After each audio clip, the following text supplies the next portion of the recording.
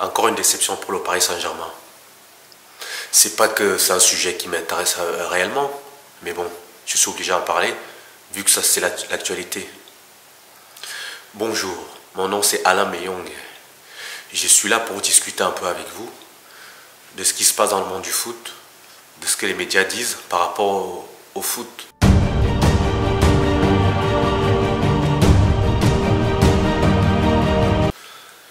Voilà, donc aujourd'hui on va parler de la déception, encore une fois, du Paris Saint-Germain. Quand je dis encore une fois, on le sait très bien que c'est pas la première fois que ça arrive au Paris Saint-Germain de se faire éliminer comme ça, de façon pitoyable. Parce que, premier match, géré, il gagne 1-0, tout se passe bien. Deuxième match, marque un but, première mi-temps, dominé, tout va bien, il n'y a pas de souci. Mais il a fallu juste d'un grain de sable. Certes, un gardien qui fait une erreur, ça peut arriver, mais il était toujours qualifié.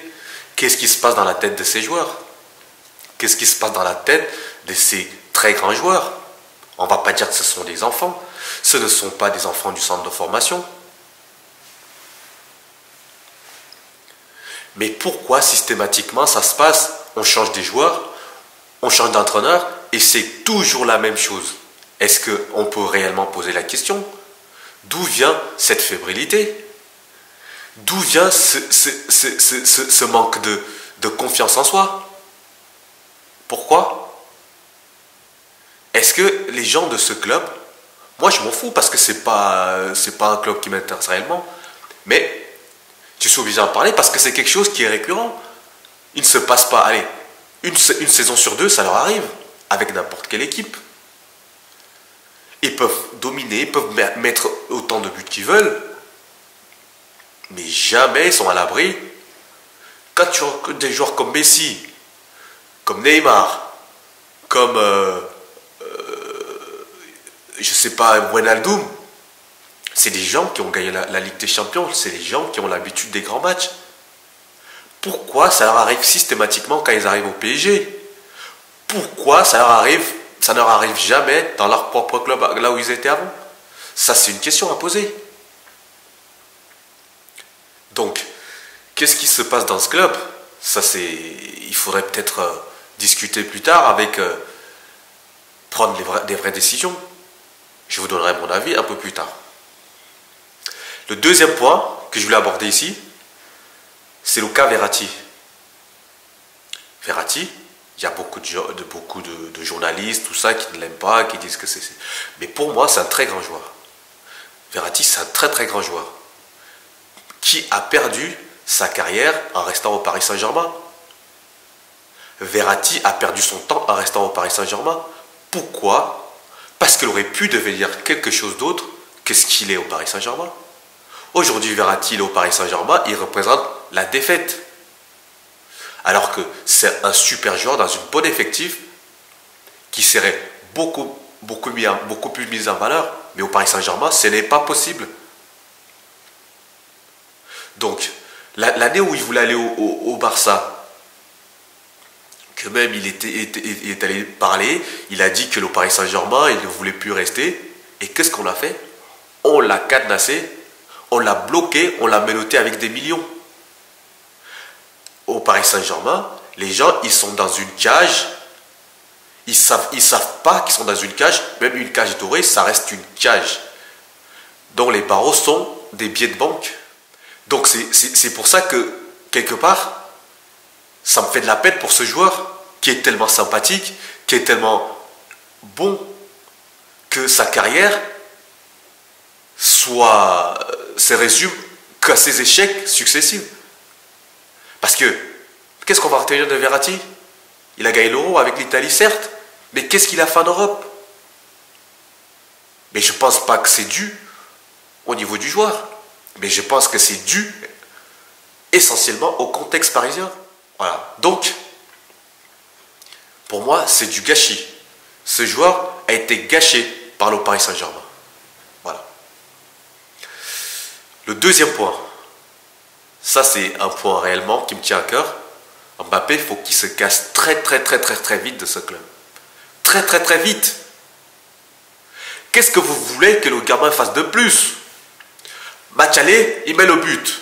Match retour, il met le but. Le mec, il est craint par tout le monde. C'est comme si tu avais une arme et tu te fais tuer par un poignard. Non, Mbappé, c'est une arme atomique. Les gens en face, ils en ont peur. Mais Paris, ils en font rien. Mbappé doit absolument se barrer d'ici. Il a déjà perdu autant d'années que ça. Il a déjà 23 ans. Il n'a toujours pas de ballon d'or. Ce soir, il a encore perdu le ballon d'or. Mbappé a encore perdu le ballon d'or contre le Real. Parce que ce n'est pas en gagnant la Ligue 1 qu'il va être nominé au ballon d'or. Donc là, cette année, encore une fois, il faut mettre une croix dessus. S'il avait été dans un autre club, au Real, Liverpool, il serait déjà un ballon d'or depuis longtemps. Mais Mbappé, il n'est pas mis en valeur au Paris Saint-Germain. Et il va rester comme Verratti s'il continue à rester ici.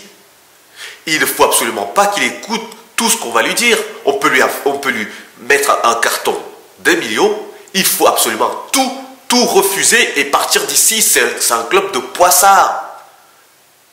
Le Paris Saint-Germain est un cimetière de grands joueurs. Tous les grands joueurs qui sont arrivés, même qu'ils étaient bons dans d'autres clubs, ils arrivent au Paris Saint-Germain, ils s'enterrent. Donc, ce n'est pas l'avenir que je souhaite à Mbappé. Mbappé, c'est un joueur que tout le monde apprécie. Mais en restant au Paris Saint-Germain, ça va être terminé pour lui. Il n'aura jamais de récompense individuelle. Il ne gagnera pratiquement jamais la Ligue des Champions parce que je ne sais pas ce qu'ils vont sortir l'année prochaine encore. Ils vont aller prendre qui? Ils ont pris tout ce qu'ils voulaient, tout ce qu'ils pouvaient prendre. Mais Mbappé, pour moi, il doit absolument se barrer de ce club. Donc moi, je vais vous donner mon avis un peu sur ce club. Parce que là, j'ai cité 2-3 trucs, des constats, des faits. Maintenant, je donne un peu mon avis. Parce que là aussi, je suis là pour donner mon avis, ce que je pense. Moi, ce que je pense, c'est que le Paris Saint-Germain, l'entité Paris Saint-Germain, déjà, ils se sont perdus en se coupant de leurs propres supporters et surtout dans la stratégie. Moi, ce que je vais dire, là, ça peut choquer, mais moi, ce que je trouve, c'est que c'est beaucoup d'argent, peu d'intelligence. Beaucoup d'argent, peu de stratégie. Peut-être que leur stratégie, ce n'était pas la même que les supporters de foot. Leur stratégie, ce n'est pas la même que 90% des clubs, c'est-à-dire monter des équipes pour pouvoir performer en Ligue des Champions. Peut-être que leur stratégie est autre, on le sait très bien. Peut-être que, voilà, pour eux, ce qui compte pour les Qataris, c'est qu'ils aient le nom Paris à coller aux Qataris. Voilà. Je pense que c'est ça qui les intéresse, d'avoir des stars du ballon rond à coller au nom de leur pays. Peut-être que c'est ce qui les intéresse. Oui, peut-être que là, ils ont réussi le coup. Mais ce qui est sportif, c'est lamentable. C'est lamentable. Les journalistes, ils peuvent toujours se cacher, toujours les mettre en avant, mais c'est le terrain qui parle systématiquement. Pourquoi à chaque fois que les joueurs arrivent au Paris Saint-Germain, ils deviennent tout de suite moins bons? Neymar est arrivé, c'est un très grand joueur au Barça. Il est arrivé, il n'était pas cramé. Neymar aujourd'hui, il est cramé. Il a à peine 30 ans, il est déjà cramé. Pourquoi? Parce que on leur couvre d'or et on leur dit faites ce que vous voulez. Je pense que c'est leur stratégie. C'est de dire faites ce que vous voulez, on ne vous emmerde pas. Voilà. Personne ne viendra vous emmerder ici. Faites ce que vous voulez, nous on s'en fout. À partir du moment que votre nom est accolé à notre pays, à partir du moment où Paris Saint-Germain est associé avec le Qatar, voilà ce qui nous intéresse. Nous, ça nous fait avoir une belle image dans le monde entier, ça nous fait gagner de l'argent par rapport aux contrats publicitaires, par rapport à tout le reste, mais le sport ne nous intéresse pas. Mais ça c'est malhonnête parce qu'ils ne l'ont pas vendu comme ça aux supporters. Moi, je m'en fous, je ne suis pas supporter parisien, je n'aime pas le Paris Saint-Germain. Je n'aime pas ce qu'il représente, je n'aime pas l'idéologie de ce club. Mais je suis quand même là pour constater que, au bout de 10 ans, on ne retient pas les erreurs, au bout de 10 ans, c'est toujours la même chose. Mais ça ne change pas. Pourquoi ça ne change pas? C'est soit parce qu'on est ignorant, parce qu'on est idiot, parce qu'on ne comprend rien, et ça je ne suis pas sûr, ou soit on ne change pas, parce que c'est volontaire, parce que notre objectif est ailleurs. L'objectif de Qatar, en France, n'est pas le sportif, mais ça il faut le dire. L'objectif du Qatar au Paris Saint-Germain n'est pas sportif, mais l'objectif du Qatar est politique. Donc, à partir de là, si ils vendent ça aux joueurs, aux supporters, pardon, je pense que, ok, on dira, de toute façon, ça, c'est pas un club de foot, mais ils font croire aux gens qu'ils font du foot, alors qu'ils savent très bien que pour eux, c'est pas leur objectif premier. Parce que si c'était leur objectif premier, je pense que, pareil, ils ont largement les moyens de gagner la Ligue des Champions avec des joueurs qu'ils ont. Quand Chelsea gagne l'année dernière la Ligue des Champions, ils ont qui? Quand Liverpool gagne, tous ces clubs-là, ils ont largement moins de bons joueurs que Paris Saint-Germain. Quand tu vois que Thiago Silva part du Paris Saint-Germain, ça redevient un très grand joueur à Chelsea. Est-ce qu'on se pose la question? Quand les entraîneurs partent du Paris Saint-Germain et qu'ils vont entraîner ailleurs, ils redeviennent champions d'Europe, est-ce qu'on se pose la question? Donc, en conclusion, ce que je veux juste te dire, c'est que, en fait, les supporters parisiens ont été dupés par les Qataris. On ne leur a pas vendu le bon projet, on ne leur a pas expliqué exactement ce qu'ils voulaient faire.